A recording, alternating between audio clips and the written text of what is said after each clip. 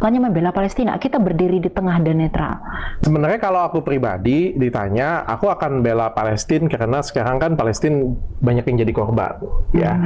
Shalom bagi kita semua dimanapun kita berada saat ini, kiranya kita semua tetap berada dalam keadaan sehat dan apapun yang merupakan aktivitas kita sepanjang hari ini, kiranya Tuhan Yesus memberkati.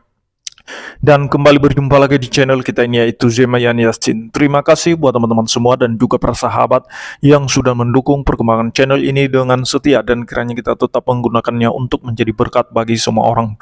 Nah teman-teman, pada video kali ini saya membagikan kepada kita semua di mana ada sekelompok orang yang demo turun ke jalan untuk menuntut agar Dr. Richard Lee dan Elia Myron itu segera diproses secara hukum karena terkait podcast mereka di beberapa waktu yang lalu karena membahas tentang sejarah agama Islam, dan juga Elia Myron membahas perbedaan Isa dan Yesus, dan juga tidak tertutup kemungkinan mengenai surat terbuka untuk Kementerian Agama supaya jangan dimasukkan ayat-ayat Injil di dalam tafsiran Al-Quran. Jadi sebelumnya mari kita simak saja videonya yang berikut ini. Kegaduhan dalam antar umat beragama. Setuju? Makanya kita hadir di sini protes keras kepada Dr. Richard Lee dan Elia Myron yang sudah membuat kegaduhan. Kita tepuh secara hukum. Setuju? Jangan sampai buat kegaduhan di perjalanan, kita membuat satu ketertiban. Setuju? Rekan-rekan semua.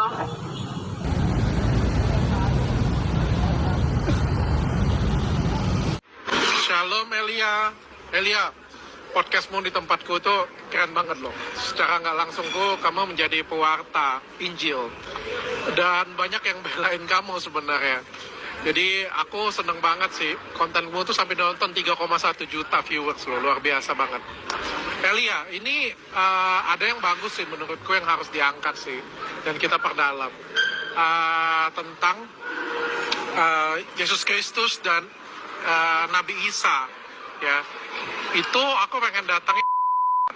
Nah, itu tuh menurutku bagus, dan kamu pasti akan bisa. Kalau bukan kamu, nggak ada yang bisa kalau menurutku sih.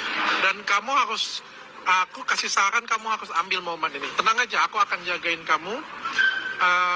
Dan kita akan lari cuma di situ aja, kayak gitu punya. Dan menurut aku ini adalah momen yang tepat untuk mewartakan Injil, untuk misionaris ya. Lebih baik kamu pertimbangkan ya, Elia. Thank you. Yang ketiga adalah tuduhan bahwa saya menghina nabi tertentu oleh karena komentar saya dalam postingan berikut ini. Saya pun tidak mengerti mengapa saya diperhadapkan dengan tuduhan-tuduhan liar tersebut. Dengan jelas di dalam komentar itu saya tidak menyebutkan nama, menyebutkan agama, atau bahkan inisial yang saya gunakan untuk merujuk kepada orang-orang tertentu. Namun terlalu banyak orang yang salah memahami frasa atau diksi yang saya gunakan dalam komentar tersebut. Jadi soal komentar ini, walaupun tanpa inisial dan pemanis, tapi secara ideologis, historis, dan mistis, kita tahu pasti siapa yang Tante maksud. Dari susunan diksi yang kau ketik di frasa komentarmu ini, secara ideologis dan historis, kita bisa menyimpulkan bahwa tuduhanmu dalam komentar yang kau ketik dengan jari jemari mengilmu itu jelas kemana arahnya. Karena teoristis tersebut didukung penuh dengan fakta historis soal konten-konten Tante selama ini. Karena memang selama ini fakta historis dari konten-konten Tante memang selalu mengkonfrontasi antara fakta historis dan ideologis soal keyakinan Tante dan keyakinan kami. Jadi secara narologis dan feelingis kita bisa memastikan kemana arah tujuan tuduhan Tante tersebut. Dan itu adalah sebuah fakta yang tidak terbantahkan. Tapi sebagai seorang konten kreator yang kadang-kadang mulutnya lamis, saya sendiri tidak akan menggoreng ini menjadi gorengan manis. Tapi saya sarankan kepada Tante atau Om Elia untuk tidak lagi menyusun frasa atau diksi-diksi seperti komentar di atas ini. Karena pernyataan-pernyataan Tante yang lamis ini bisa merusak esensi toleransi antar umat beragama di negeri ini. Damai selalu, panjang umur, happy birthday, nice to meet you. Tim Israel atau tim Palestina? Saya tidak tim manapun.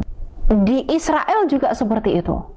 Orang-orang yang kerja datang ke sana itu nggak tahu apa-apa, terus tiba-tiba dibom sama Hamas, itu mati semua. Bukannya membela Palestina, kita berdiri di tengah dan netral.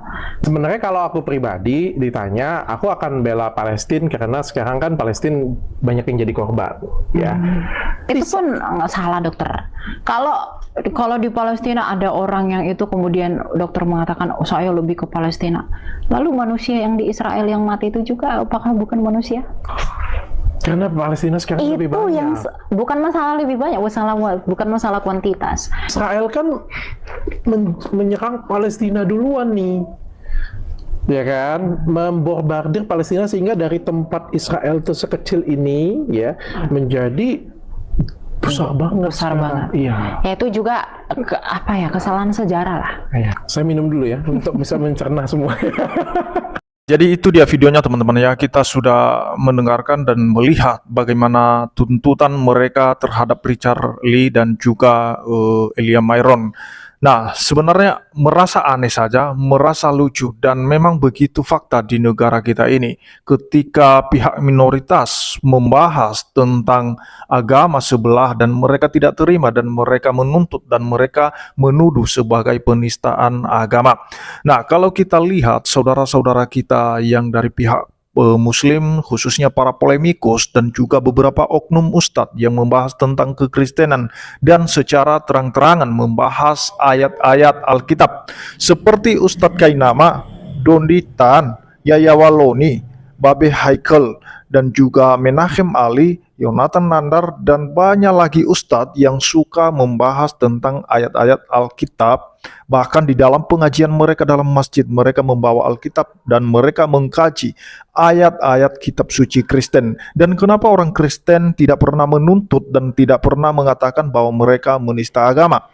Nah, sedangkan Elia Myron itu hanya membahas sejarahnya saja, membahas belum tentu menista, dan itu sesuai fakta apa yang sudah dibahas Elia Myron di dalam podcast Richard Lee ya.